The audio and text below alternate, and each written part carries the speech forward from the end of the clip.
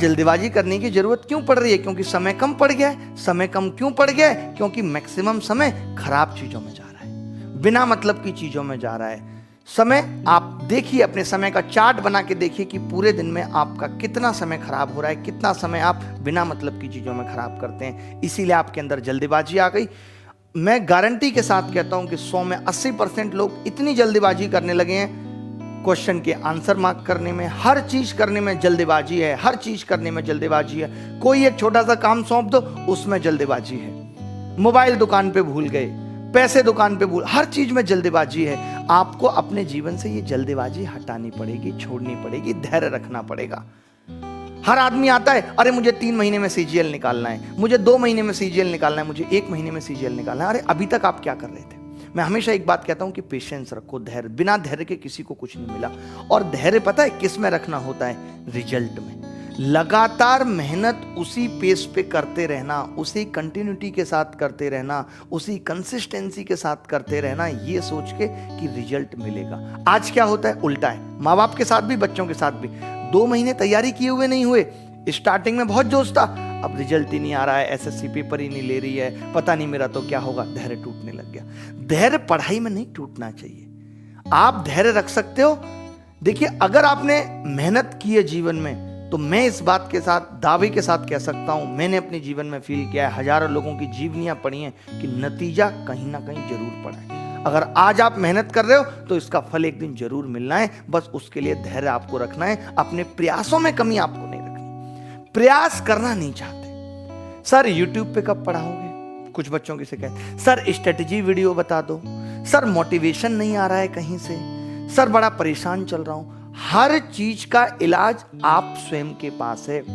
अगर आज मुझे कोई बच्चा बोलता है ना कि सर मेरा पढ़ाई में मन नहीं लग रहा, हम उससे पूछें क्यों नहीं लग रहा, तो वो इधर उधर की बातें बताने लगेगा, घुमाने लगेगा। सच्चाई तो वो बताता नहीं है कि सर वो लड़की परेशान कर रही है इसलिए पढ़ाई में मन नहीं लग रहा, नहीं बताता सच्चाई। सोचो, उसने हमें अपनी सच्चाई नहीं बताई और बातें घुमा रहा है कि सर मन थोड़ा परेशान सा रहता है, समझ में नहीं आता क्या करें। ऐसे बोलेगा, सर एसएससी पेपर नहीं ले रही इसलिए दिमाग खराब है, तो हम तो उस हिसाब से सोल्यूशन बता देंगे। लेकिन असली समस्या क्या है वो आपको पता है, और जब असली समस्या आपको पता है तो आप उसका बेहतर सोल्यूशन जानते हैं। आपके अलावा कोई आपके जीवन में कोई हल नहीं दे सकता, क्योंकि प्रॉब्लम एग्जैक्टली आपको पता है। मन को साफ रखना, यह मैं हमेशा कहता हूं कि क्या मेरे जैसे गणित पढ़ाने वाले शिक्षक इस देश में लाखों नहीं होंगे? हो सकता है करोड़ों हों। मुझ जैसे गणित पढ़ाने वाले शिक्षक भी लाखों हैं इस देश में। लेकिन मैं ये समझता हूं कि आज भगवान ने मुझे अगर इतना सब कुछ बख्शा है, इतना सब कुछ दिया है, मेरी औकात से ज्यादा दिया है, तो शायद उसकी वजह यही है कि मेरा मन बहुत साफ रहा है। किसी के प्रति मैंने द्वेष भावना नहीं रखी, किसी के प्रति मैंने जेलसी नहीं रखी। एक विद्यार्थी जीवन को सफल होने के लिए बहुत जरूरी है कि आपका मन का साफ होना, किसी के प्रति गलत ना सोचना।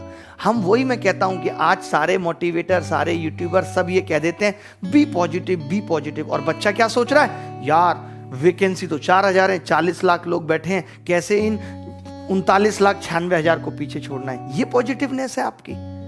देखिए, कंपटीशन के दौर में इस तरीके से पॉजिटिव हो पाना संभव नहीं है कि बी पॉजिटिव, मैं खड़ा रहूंगा, सफलता अपने आप चल के मेरे पास आएगी। नहीं, ये प्रतिस्पर्धा का दौर है। आपको दूसरों के ऊपर चढ़ के आगे निकलना पड़ेगा, आपको लोगों को पीछे करके आगे निकलना पड़ेगा। जितना प्रयास आप लगाएंगे, जितनी मेहनत आप लगाएंगे, बट सही दिशा में, गलत तरीके से नहीं, सही दिशा में। अपने काम से काम रखना होगा। ये बात मैं बहुत कहता हूं कि अगर आप वाकई में सफल होना चाहते हैं, आप देखते होंगे बहुत सारे लोग जो टॉपर्स हैं, जिनके आप इंटरव्यू लेते हो, कितनी कम बातें करते हैं। देखा आपने, बहुत लिमिटेड बोलते हैं, अपने काम से काम रखते हैं। बट आप दुनिया के काम से काम रखते हैं। आप मुझसे पढ़ रहे हैं, दूसरा टीचर ऑनलाइन आएगा, उसको कुछ उल्टा सीधा बोलने चले जाएंगे। आप उससे पढ़ रहे हैं, हमारी क्लास में आएंगे, कुछ हमें उल्टा सीधा बोलने लग जाएंगे। ये आप इस तरीके से सफलता मिलती है। अपने काम से काम मतलब मेरे 4 सब्जेक्ट हैं, 4 टीचरों से मैं पढ़ रहा हूँ, क्या क्या पढ़ रहा हूँ, नोट्स बना रहा हूँ, बस।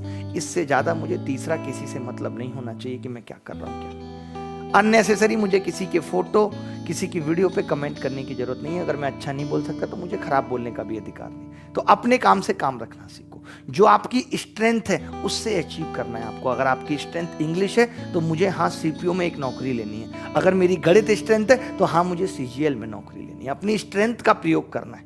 मान लेते हैं गणित आता ही नहीं, इतनी कोशिश करते हैं गणित आता ही नहीं, फिर भी सीजीएल में पड़े हुए हैं, जबकि सीपीयू निकाल सकते थे आसानी से। तो कई बार हम गलत लक्ष्य भी निर्धारित कर लेते हैं बिना अपनी स्ट्रेंथ को जाने हुए, बिना अपनी पावर को जाने हुए, जो कि संभव नहीं है प्राप्त कर पाना।